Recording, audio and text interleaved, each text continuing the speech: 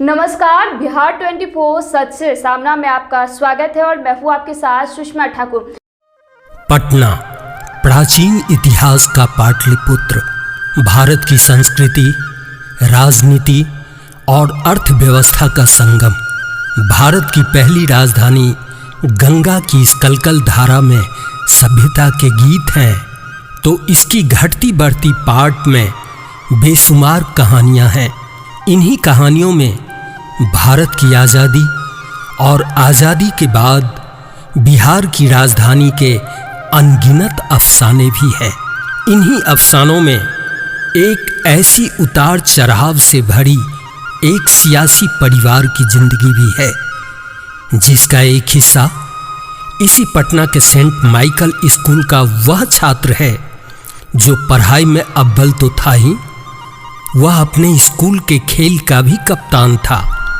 स्कूली पढ़ाई पूरी हुई तो आगे की पढ़ाई के लिए दिल्ली का रुख कर लिया। 1994 में दिल्ली विश्वविद्यालय से इतिहास में स्नातक की उपाधि प्राप्त की और अकादमिक उत्कृष्टता के लिए कॉलेज क्रेस्ट अवार्ड से नवाजा गया। 1995 में नई दिल्ली से फॉर स्कूल ऑफ मैनेजमेंट और Maastricht school of management, Netherland से बिजनेस एडमिनिस्ट्रेशन में मास्टर्स के साथ साथ स्नातक की उपाधि भी हासिल की। शिक्षा पाने की भूख इतनी जबरदस्त थी कि सिलसिला यहीं नहीं थमा। 1998 में इस शख्सियत ने हल विश्वविद्यालय वैश्विक राजनीतिक अर्थव्यवस्था में स्नातकोत्तर का डिप्लोमा प्राप्त किया।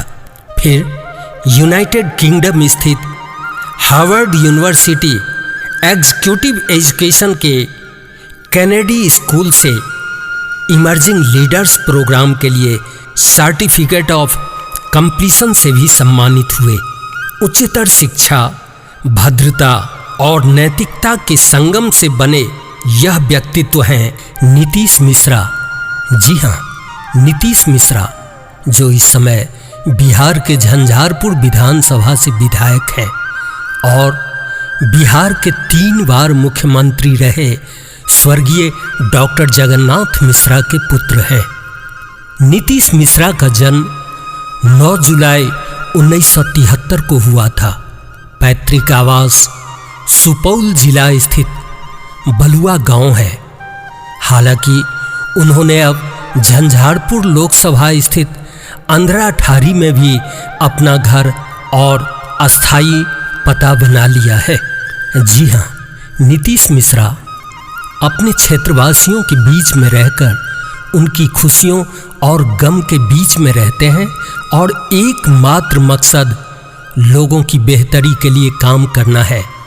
इनके चाचा स्वर्गीय ललित नारायण मिश्रा भारतीय राष्ट्रीय कांग्रेस के दिग्गज नेताओं में शुमार थे, जिन्होंने अपने कैरियर के दौरान केंद्रीय सरकार के कई कैबिनेट मंत्रालय को संभाला था। लेकिन 1975 में बिहार के समस्तीपुर में एक समारोह के दौरान हुए बम विस्फोट में उनकी मौत हो गई थी। उनकी मौत के बाद पिता जगन्नाथ मिश्रा ने उनकी विरासत को आगे बढ़ाया और अब नीतीश मिश्रा अपने पिता के राजनीतिक विरासत को आगे बढ़ाते हुए 13वीं, 14वीं और 15वीं बिहार विधानसभा में मधुबनी जिले के झंझारपुर विधानसभा से चुनकर आते रहे हैं। फिलहाल वो एक बार फिर से 17वीं बिहार विधानसभा के झंझारपुर क्षेत्र का प्रतिनिधित्व कर रहे हैं। जी हाँ, नीतीश मिश्रा ने 2005 और 2015 के बीच बिहार सरकार में विभिन्न मंत्रालयों को संभाला।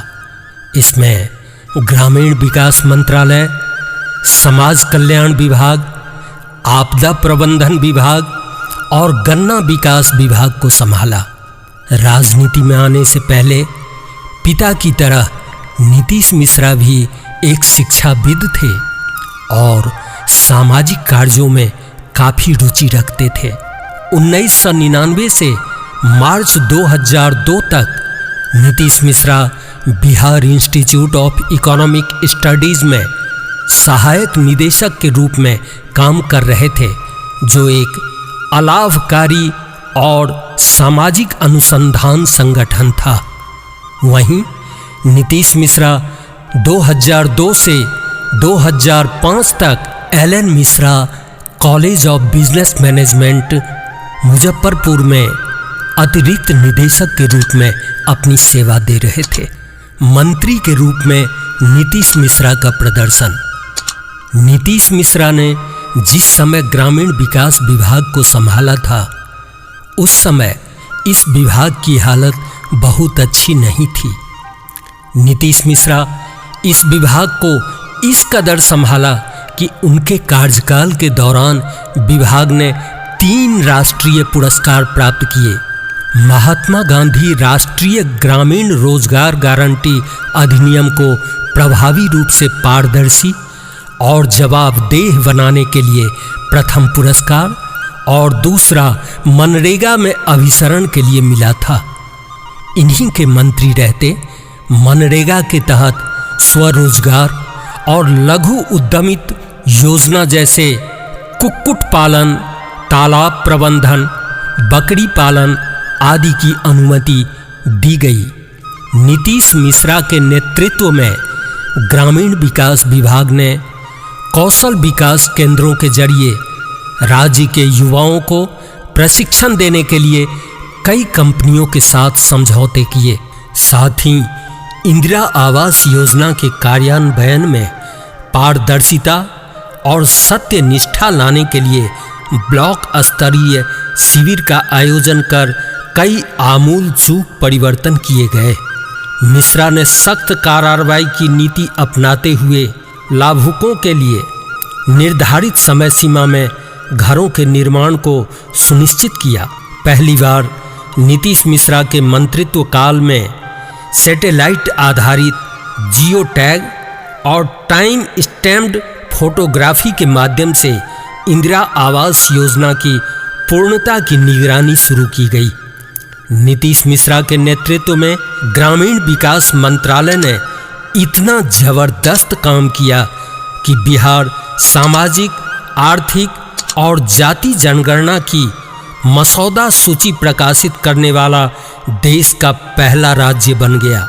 इन्हीं के कार्यकाल में बिहार लोक सेवा आयोग के माध्यम से बिहार के सभी 534 प्रखंडों के लिए युवा अधिकारियों की नियुक्ति की गई। इन अधिकारियों को Bihar institute of public administration and rural development में सरकारी नियमों और विनियमों प्रबंधन और नेतृत्व में सर्वोत्तम प्रथाओं, री इंजीनियरिंग, सरकारी प्रक्रिया की आवश्यकता, आधिकारिक शिष्टाचार और जरूरतमंदों के प्रति संवेदनशीलता का गुणवत्तापूर्ण प्रशिक्षण प्रदान किया गया।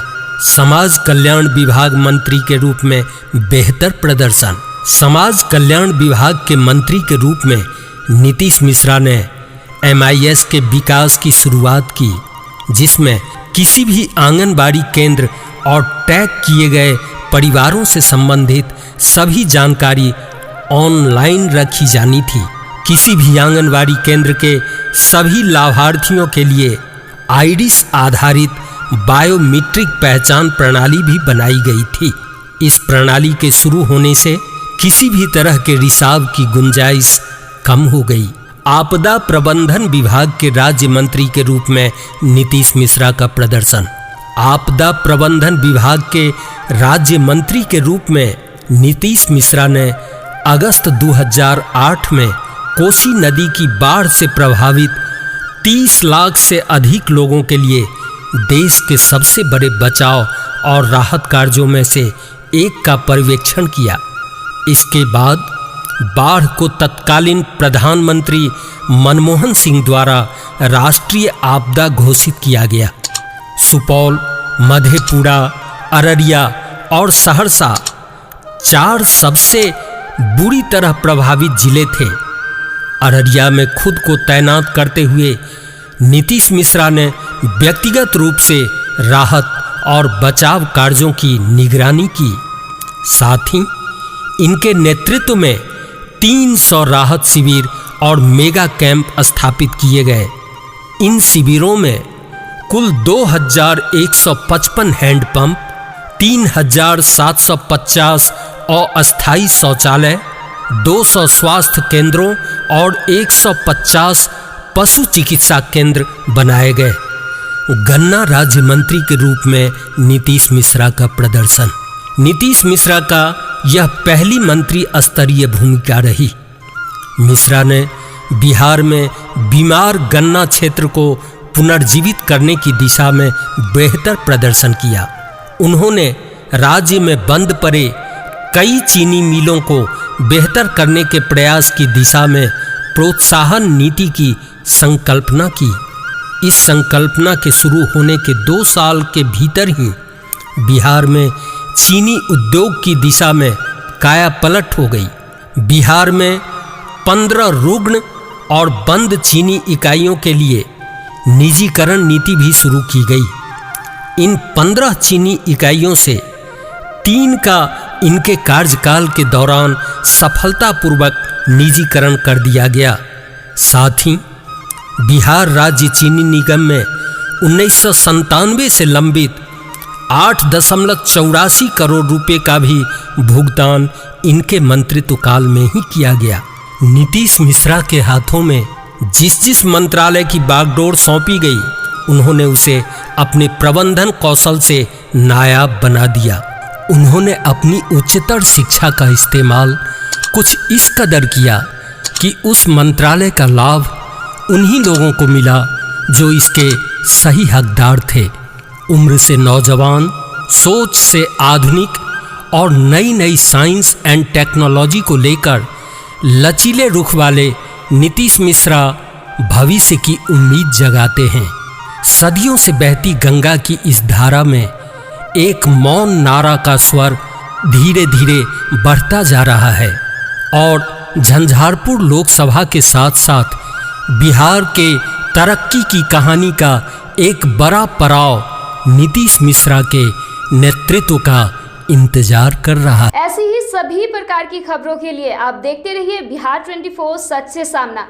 अगर आपने हमारे चैनल को अब तक सब्सक्राइब नहीं किया तो चैनल को सब्सक्राइब करें, लाइक करें और शेयर करना ना भूलें।